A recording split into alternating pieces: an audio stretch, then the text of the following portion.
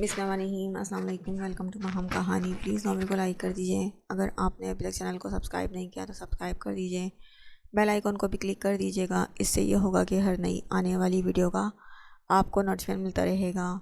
چلتے ہیں ناول کی طرف۔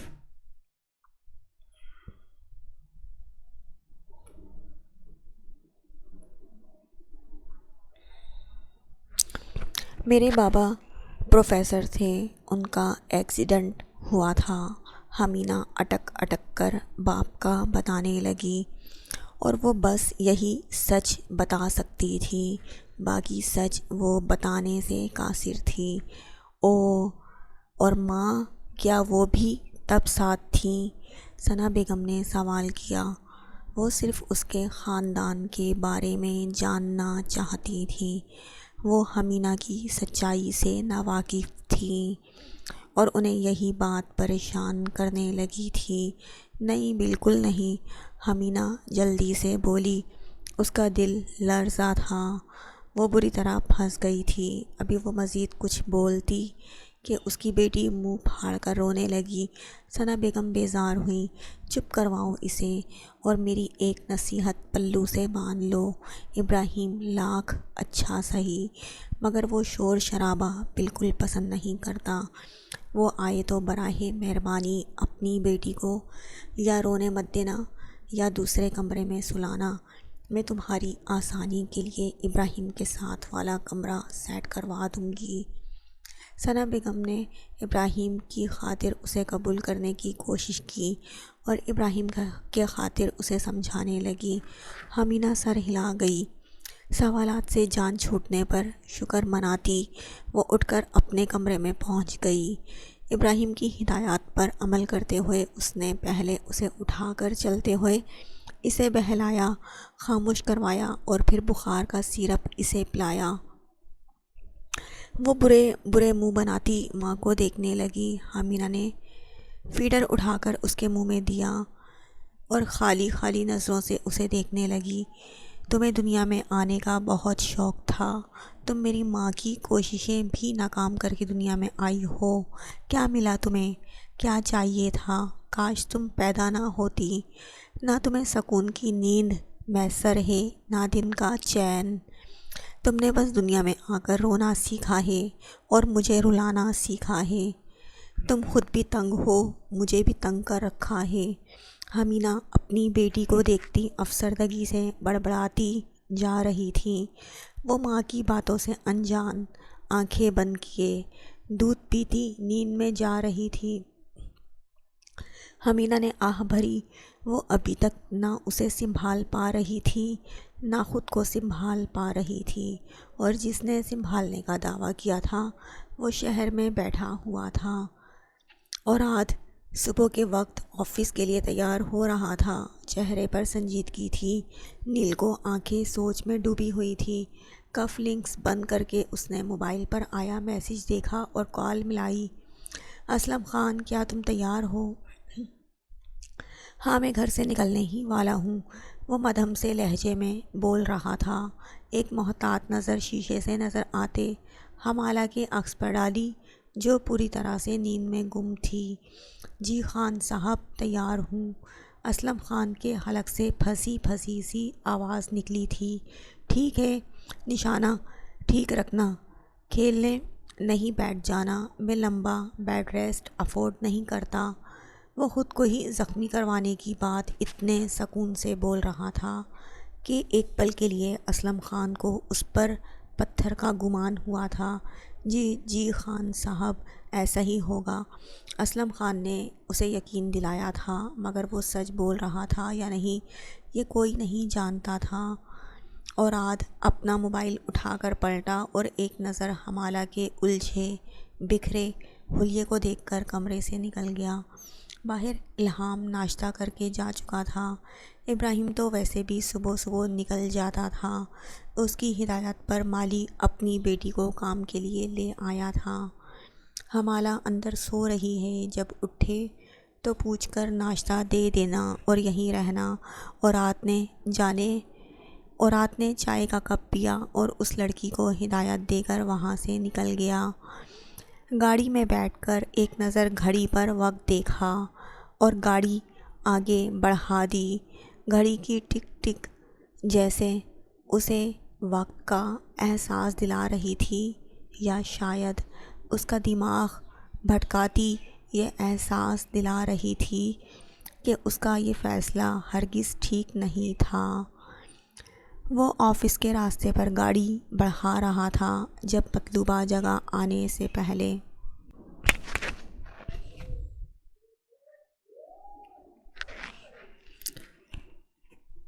اس کی گاڑی پر فائرنگ ہوئی تو وہ گھڑی پر وقت دیکھتا چونک گیا۔ یہ حملہ وقت سے پہلے اور مخصوص جگہ سے ہٹ کر ہوا تھا۔ اس کا ڈرائیور اور گارڈز چوکنا ہو گئے تھے۔ بلٹ پروف گاڑی کے شیشوں سے وقفے وقفے سے کوئی گولی آ کر ٹکراتی تھی۔ اورات نے ایک گہرا سانس بھرا اور گاڑی کا شیشہ یکدم نیچے کر دیا۔ اس سے پہلے کہ وہ کچھ بولتا، دو گولیاں ایک ساتھ اس کی طرف آئی تھیں۔ ایک اس کے کندھے کو چھو کر گزر گئی، مگر وہ دوسری گولی اس کے سینے پر جا لگی تھی۔ اس کے جسم کو جھٹکا سا لگا تھا۔ اس کے گارڈز چیخ کر اس کی طرف بڑھے تھے۔ وہ اپنی مخصوص جگہ پر بیٹھے اسلم خان نے اپنی بندوق سے نکلتے دھوئیں کو اطمینان سے پھونک ماری اور اٹھ کر چلا گیا۔ وہاں اورات خان خون سے لت پت سیٹ پر ڈھلک گیا تھا۔ ہاں، وہ بہترین چال باز تھا، مگر وہ اپنے گرد رہنے والوں کی اصلیت پہچاننے میں ناکام رہا تھا۔ خان ابراہیم اسی وقت کسی کی سرجری کر کے فارغ ہوا تھا۔ خون سے بھرے دستانے اتار کر ڈسٹ بن میں پھینکتے ہوئے وہ آپریشن تھیٹر سے باہر نکلا۔ سامنے نہایت ایمرجنسی میں کسی زخمی کو لایا جا رہا تھا۔ ابراہیم نے تعصب سے اسٹریچر پر پڑے خون ہوتے وجود کو دیکھا، مگر نظر چہرے پر پڑی تو اس کی روح فنا ہو گئی۔ اوراد! وہ بے ساختہ چیخ اٹھا تھا۔ اسپتال کا اسٹاف ڈاکٹر ابراہیم کی حالت دیکھ کر حیران ہوا تھا۔ وہ پاگلوں کی طرح اسٹریچر کے قریب پہنچا تھا۔ کیا ہوا اسے؟ یہ کیا ہو گیا ہے؟ ابراہیم حواس باختہ سا چیخ رہا تھا۔ اورات کے گارڈز ساتھ تھے۔ وہ اس سوال پر شرمندگی سے سر جھکا گئے۔ ابراہیم نے اسی وقت اورات کو آپریشن تھیٹر میں پہنچایا۔ وہ کبھی ایک کے بعد دوسری سرجری نہیں کرتا تھا، مگر وہ آج ایسا کرنے والا تھا۔ اس کا سارا عملہ اس کی مچائی افراتفری کی وجہ سے بھوکلا کر رہ گیا تھا۔ آپریشن تھیٹر بند کر دیا گیا تھا۔ باہر کھڑے گارڈز نے حویلی کے مردان خانے میں کال کر کے اورات کی حالت بتا دی، اور جانے کیسے وہ خبر زنان خانے تک جا پہنچی تھی۔ اس کے بعد تو حویلی میں کوہرام مچ گیا تھا۔ سب مرد پریشان تھے، اور حیرت کی بات تو یہ تھی کہ اورات خانزادہ کا ڈرائیور اس وقت وہاں موجود نہیں تھا۔ وہ بھی زخمی ہوا تھا، گولی اسے بھی چھو کر گزری تھی، مگر وہ بچ گیا تھا۔ کیا بچ کر وہ کہاں گیا تھا کوئی نہیں جانتا تھا۔ وہاں ضروری میٹنگ میں بیٹھے خان رباز نے کال سنی تو وہ میٹنگ کے دوران ہی اٹھ کر بھاگا تھا۔ اسپتال میں جب ایک کے بعد دوسری گاڑی پہنچی اور ہر گاڑی سے نکلتے اونچے لمبے مرد اور لڑکے دیکھ کر اسپتال میں بھگدڑ سی مچی، تو لوگوں کو اندازہ ہوا کہ کوئی گہرا نقصان ہوا ہے، اور نقصان بھی کسی عزیز ترین انسان کا۔ پچھلے 2 گھنٹوں سے آپریشن تھیٹر بند تھا۔ خانزادہ حدید نے ادب خان سے پہلی فرصت میں حملہ آور تلاش کرنے کا کہا۔ یہ کس نے کیا تھا؟ کیوں کیا تھا؟ شک ہر ایک پر کیا جا رہا تھا، مگر دشمنیاں ہزار سہی۔ لیے دیے رہنے والا اورات خانزادہ قتل ہونا تو کبھی ڈیزرو نہیں کرتا تھا۔ ہاسپٹل کے سناٹے میں گھرے کوریڈور کے ایک بینچ پر بیٹھے خانزادہ حدید کی آنکھوں میں اذیت سے پانی بھر آیا تھا۔ وہ سر جھکائے شدت سے رو پڑے تھے۔ خان رباز ان کی بگڑتی حالت پر انہیں سنبھال کر زبردستی ابراہیم کے آفس میں لے گیا۔ پیچھے 4 گھنٹوں کے صبر آزما وقت کے بعد ابراہیم آپریشن تھیٹر سے سر جھکائے نکلا تو اس کی آنکھیں سرخی میں ڈوبی ہوئی تھیں۔ کیا ہوا ابراہیم؟ اورات کیسا ہے؟ اورات ٹھیک ہے نا؟ اس کے نکلتے ہی سب کے لبوں پر کچھ ملتا جلتا ایک ہی سوال تھا۔ وہ تھکن زدہ سا بینچ پر بیٹھا۔ کیا ہوا ابراہیم؟ اورات کیسا ہے؟ اورات ٹھیک ہے نا؟ اس کے نکلتے ہی سب کے لبوں پر کچھ ملتا جلتا ایک ہی سوال تھا۔ وہ تھکن زدہ سا بینچ پر بیٹھا۔ ابھی اسے ہوش نہیں آیا۔ پلیز دعا کریں اسے ہوش آ جائے ورنہ نقصان ہو جائے گا۔ ابراہیم کی آواز جیسے کسی وزن تلے دب رہی تھی۔ سب ساکت رہ گئے۔ حویلی سے آتی عورتوں کی کالز پر جھوٹ بول دیا گیا کہ خان اورات زندہ ہے، ٹھیک ہے اور اب صرف دواؤں کے زیر اثر آرام کر رہا ہے، مگر وہ ٹھیک نہیں تھا۔ رات ڈھل جانے تک اسے ہوش نہیں آیا تھا اور رات دیر تک وہ سب باری باری بار بار آپریشن تھیٹر کے دروازے سے پار نظر آتے بستر پر لیٹے اورات کو دیکھ دیکھ کر تھک رہے تھے اور تھک تھک کر دیکھ رہے تھے۔ خان عازر سے لے کر الہام تک وہ سب مرد وہیں کھڑے تھے اور کھڑے ہی تھے۔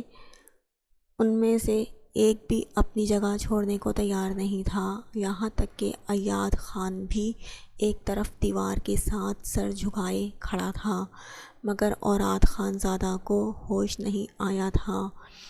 حمالہ کو حویلی پہنچا دیا گیا تھا۔ علیحہ بھی آ چکی تھی۔ پریحان اور خانی بیگم کی حالت صدمے سے بہت خراب ہو رہی تھی۔ خانی بیگم نے حمالہ کو دیکھا تو غصے سے پاگل ہو گئیں۔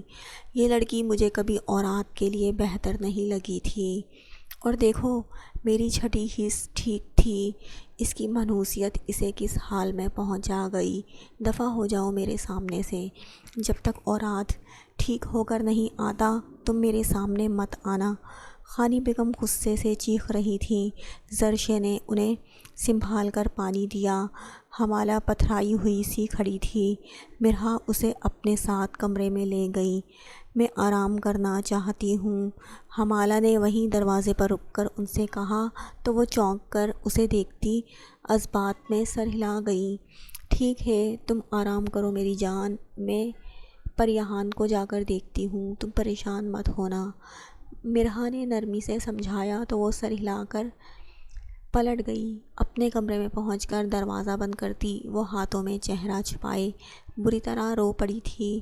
اس کا قصور نہیں تھا، مگر پھر بھی وہ گھبرائی ہوئی سی بیٹھی تھی، یوں جیسے ابھی کوئی آ کر اس سے سوال کرے گا، اس سے پوچھا جائے گا۔ خانی بیگم کی باتیں اسے خوف زدہ کر رہی تھیں۔ اورات کو کچھ ہو گیا تو اسے منحوس سمجھا جائے گا اور پھر اس پر بھی زندگی تنگ کر دی جائے گی، اسے الزام دیا جائے گا۔ وہ کتنی دیر ہچکیوں سے روتی رہی، جب تھکی تو سسکیاں بھرتی خود چپ ہو گئی۔ شام ڈھلی تو زمین سے اٹھتی وہ کراہ سی گئی تھی۔ ایک ہی جگہ پر ایک ہی حالت میں بیٹھے رہنے سے جسم اکڑ گیا تھا جیسے۔ اس نے کمرے سے باہر جھانکا تو حویلی کے صرف ملازمین نظر آ رہے تھے، وہ بھی گھبرائے ہوئے سے۔ اسے دیکھ کر ایک ملازمہ بھاگتی ہوئی اس کے پاس پہنچی۔ آپ کو کچھ چاہیے بی بی جی؟ آپ نے صبح سے کچھ کھایا بھی نہیں ہے۔ ملازمہ کے سوال پر وہ افسردگی سے نفی میں سر ہلا گئی۔ کیا خانی مورے اور پریحان آنی ٹھیک ہیں؟ اس نے مدھم سی آواز میں ان کا پوچھا۔ لہجے میں فکر تھی، بہت زیادہ رونے کی وجہ سے آواز بھاری ہو رہی تھی۔ نہیں بی بی جی، جب تک اسپتال سے چھوٹے خان صاحب کی خبر نہیں آ جاتی انہوں نے ٹھیک نہیں ہونا جی، ملازمہ نے اداسی سے جواب دیا۔ حمالہ سر ہلا کر پھر سے کمرے میں بند ہو گئی۔ باتھ روم میں جا کر وضو کر کے باہر نکلی اور جائے نماز بچھا کر نفل حاجت کی نیت باندھنے لگی۔ اسے اورات سے شادی پر اعتراض تھا، اسے وہ ناپسند بھی تھا، مگر ایسا بھی نہیں تھا کہ وہ اس کو نقصان پہنچنے پر بھی نارمل رہتی۔ اسے گھبراہٹ ہو رہی تھی، وہ اس کے لیے نفل پڑھ رہی تھی، رو رہی تھی، جس کے ساتھ زندگی گزارنے کے تصور سے بھی وہ تنگ ہوتی تھی، الجھن کھاتی تھی۔ اس کی زندگی کی دعا مانگتی وہ سسک رہی تھی۔ ٹھیک کہا جاتا ہے وقت جب بدلتا ہے تو کبھی کبھی پوری طرح سے پلٹ جاتا ہے، اور رات سے لڑنے والی ہمالہ آج اس کے لیے رو رہی تھی۔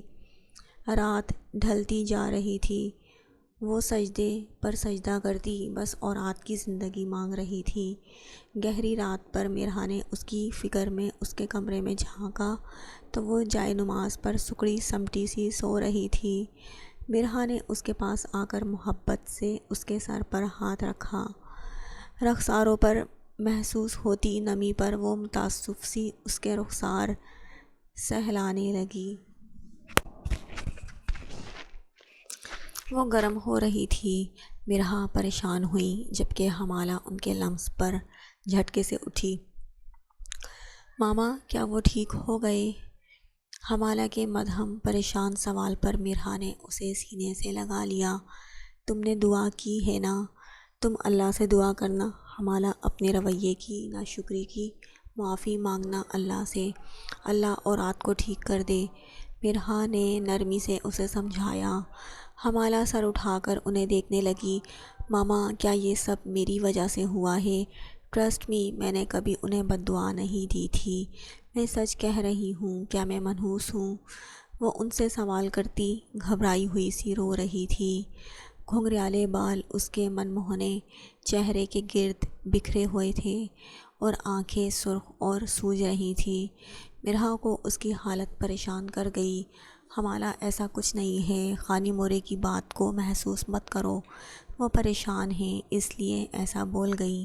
مرہا اسے نرمی سے سمجھانے لگی۔ وہ ان کی گود میں سجدے کی صورت جھکتی رو رہی تھی۔ مرہا اس کے لیے فکر مند ہونے لگی۔